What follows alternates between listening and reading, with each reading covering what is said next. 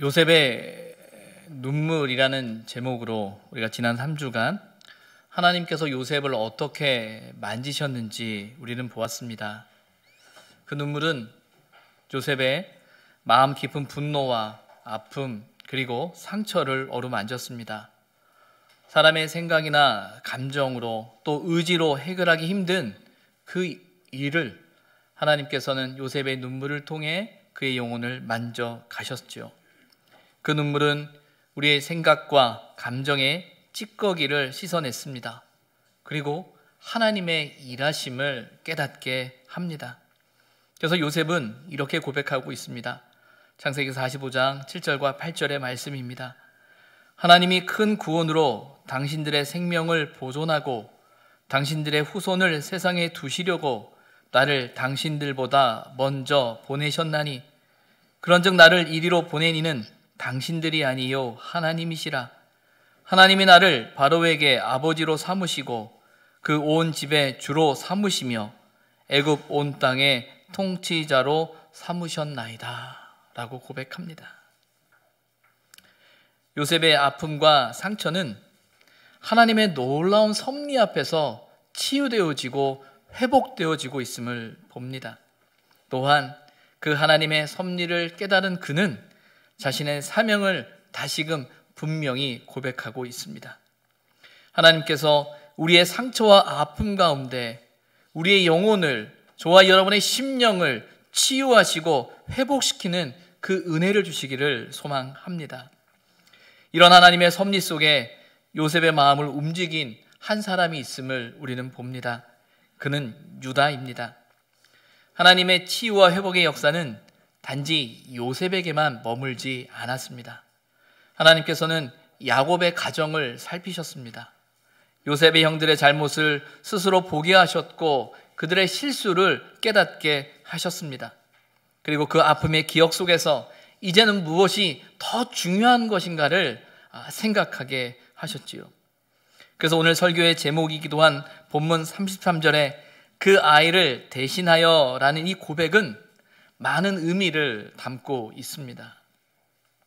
먼저 의미적으로는 유다 자신이 동생 베냐민을 대신하여 요셉의 종이 되겠다라는 고백입니다. 동생을 보내달라라는 간절한 간청이지요. 그렇게 간청하는 것은 그 동생 베냐민의 생명이 단지 베냐민만의 것이 아님을, 아버지의 생명과 연결되어져 있음을 유다는 이야기하고 있습니다. 30절에 아버지의 생명과 아이의 생명이 서로 하나로 묶였다라고 고백하고 있습니다. 여기서 생명이라는 단어는 영혼, 마음이라는 의미를 가지고 있습니다. 베냐민의 일이 단지 베냐민의 일이 아니라 우리 아버지의 야곱의 일이며 그의 생명과 그의 영혼과 그의 마음과 직접적으로 연결되어진 일이라고 고백합니다. 아버지 야곱의 마음을, 그 영혼을 유다가 알고 있습니다. 그의 생각을, 그의 아픔을, 그의 간절한 마음을 안다라는 고백이지요. 자식이 언제 부모의 마음을 알 수 있을까요? 자식이 언제 어떻게 부모의 마음을 제대로 잘 알 수 있을까요? 아마도 그 자식이 부모가 될 때 아니겠습니까? 그 자식이 부모가 될 때 부모님의 마음이 그거구나 라는 사실을 알게 될 것입니다. 창세기 37장부터 이어지는 요셉의 이야기 속에서 갑자기 38장에 유다의 가정사가 등장합니다. 38장에서 유다의 아들 엘과 오난이라는 두 아들이 죽는 장면을 발견하게 됩니다. 그리고 막내 아들 셀라를 지키기 위해 유다가 했던 일로 유발된 유다의 실수를 우리는 발견하게 되지요. 유다에게서는 참 가슴 아픈 가정사였습니다. 두 아들을 갑자기 잃었어요.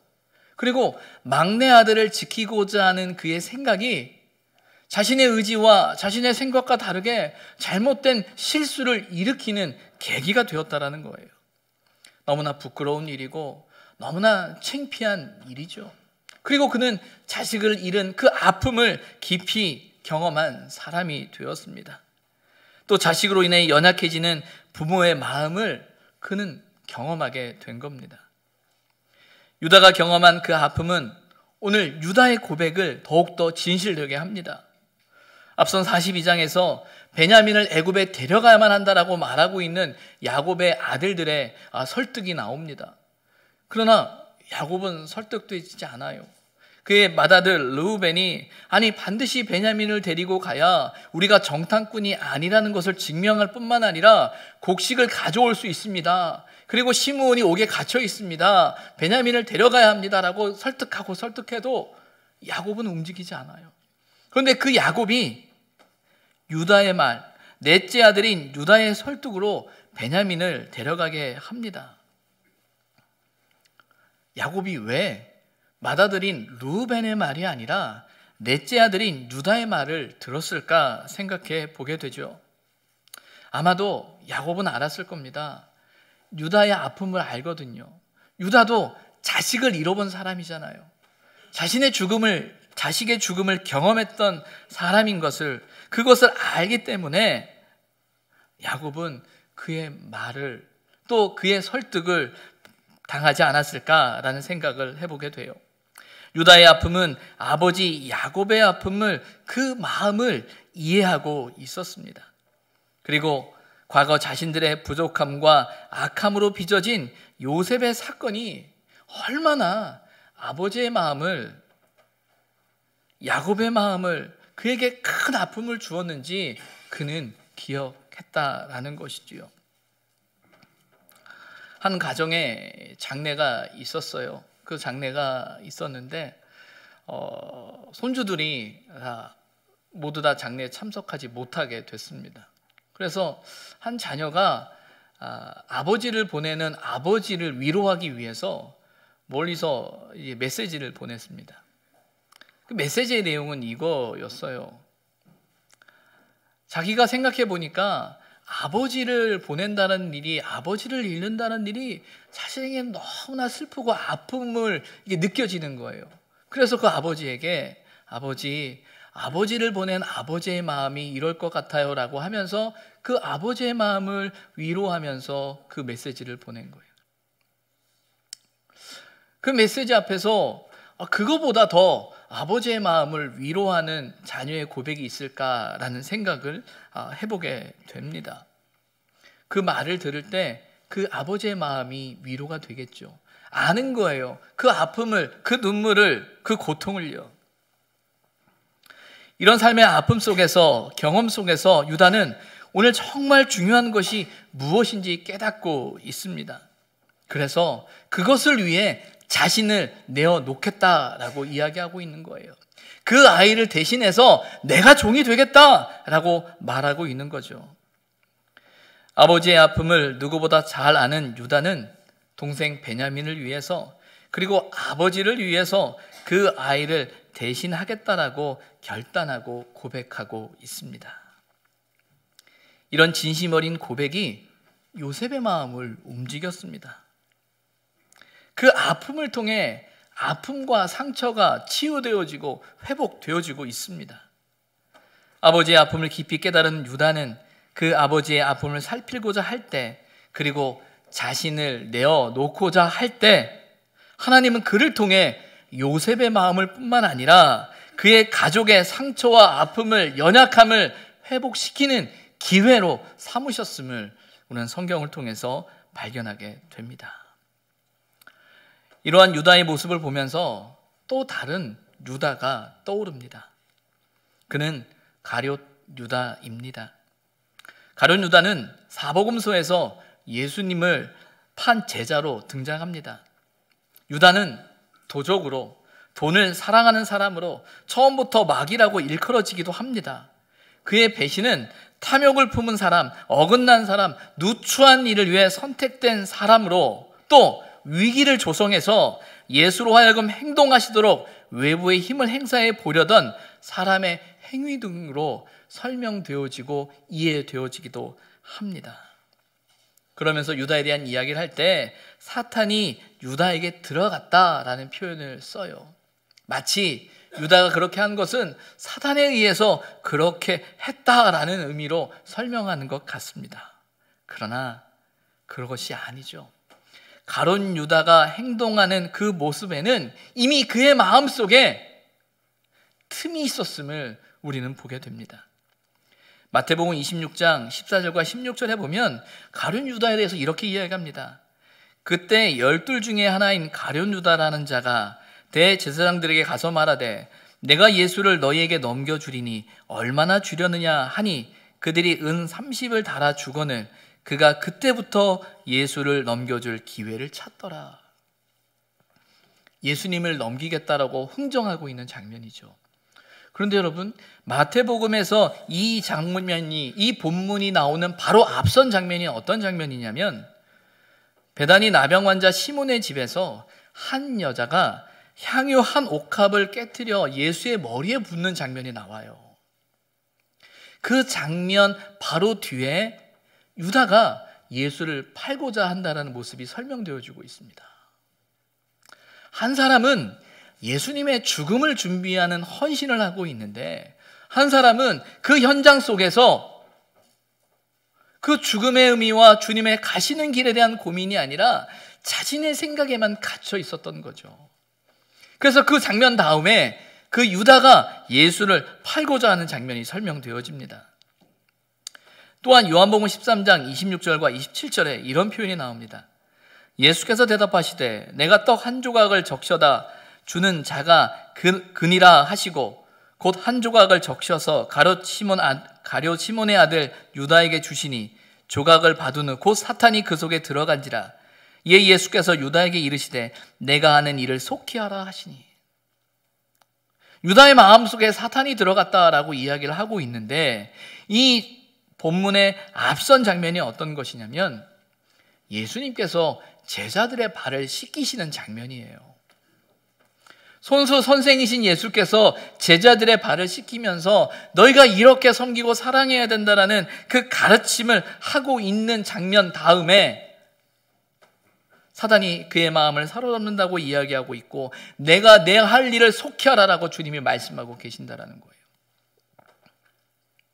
한 여인이 향유 옥합을 드리는 장면과 예수님께서 제자들의 발을 씻기는 그 현장에 있었던 유다가 그 사건 이후에 그의 모습을 볼 때는 앞선 내용과는 너무나 상반된 유다의 모습으로 그려지는 거죠.